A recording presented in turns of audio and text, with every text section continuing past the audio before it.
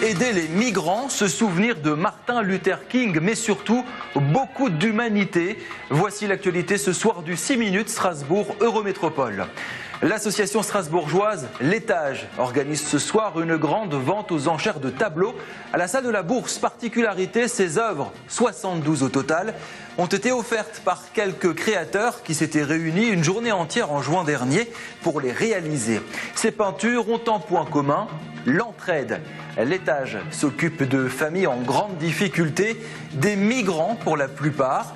Ces hommes, ces femmes, ces enfants fuient des guerres, la crise économique ou la misère pour trouver ici un peu de répit. Ils n'ont parfois ni de quoi s'habiller, ni toit. 150 familles ont été aidées cette année. Cette vente pourrait rapporter entre 6 000 et 8 000 euros à l'association.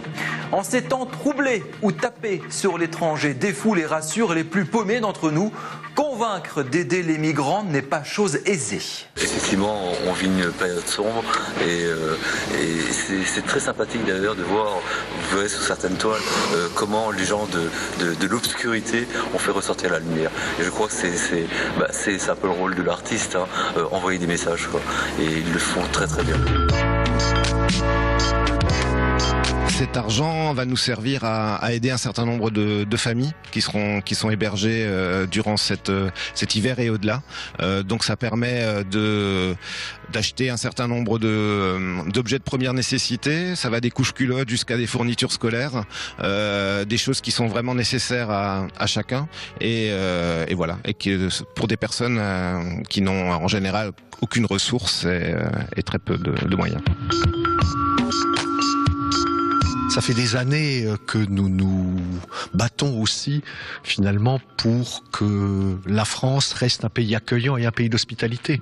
Quand je disais que nous prenons notre part de la misère du monde, c'est aussi une citation indirecte de Michel Rocard, dont on retient d'habitude la première partie de la formule en disant « La France ne peut pas accueillir toute la misère du monde » et on oublie qu'il a ajouté « Mais elle se doit d'en prendre sa part ». Et nous-mêmes aidons la France à en prendre sa part. De toute façon, ce n'est pas parce que nous accueillons quelques migrants que la situation de ceux aujourd'hui qui sont frappés par la crise économique en France s'améliorera.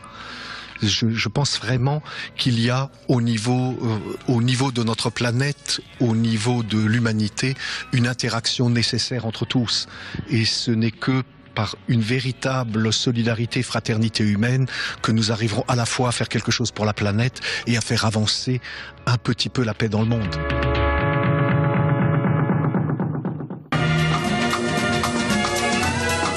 500 personnes sont attendues ce soir entre le Wacken et le Conseil de l'Europe à Strasbourg pour la marche interreligieuse de la fraternité.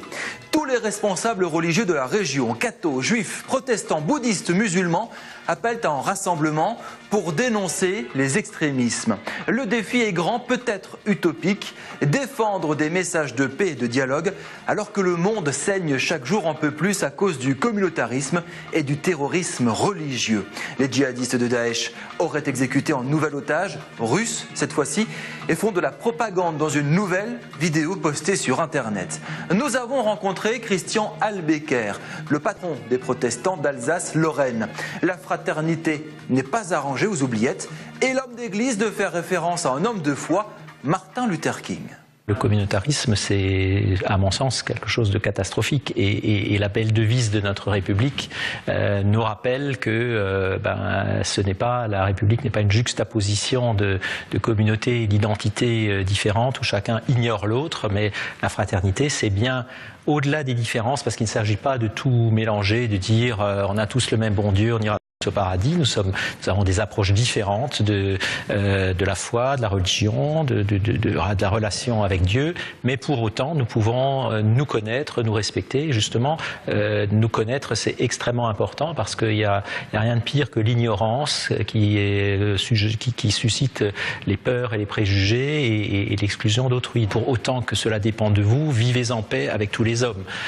Et donc, je crois que ça, c'est un message que beaucoup beaucoup de chrétiens, la majorité, je l'espère, essayent de vivre. On a eu quelques grandes figures. Je pense évidemment à quelqu'un comme le pasteur Martin Luther King qui a été jusqu'à donner sa vie pour que la fraternité, la justice puisse exister entre blancs et noirs des États-Unis. Je pense aussi à un grand Alsacien, Albert Schweitzer, là aussi qui s'est inspiré, alors il était profondément pétri de culture et de messages bibliques, mais il s'est intéressé à la spiritualité d'un Gandhi de l'Inde et de la non-violence, et son message aussi, encore plus large, puisqu'il englobe tout le vivant, le respect de la vie. C'était quelque chose qui est en profonde concordance avec le message de l'Évangile, qui est un message de paix et de fraternité. Demain, dans le 6 € métro, les 5 ans de Def Rock en label musical strasbourgeois. Sexe, drogue et rock'n'roll, c'est sur le compte Twitter 6 € métro. Salut!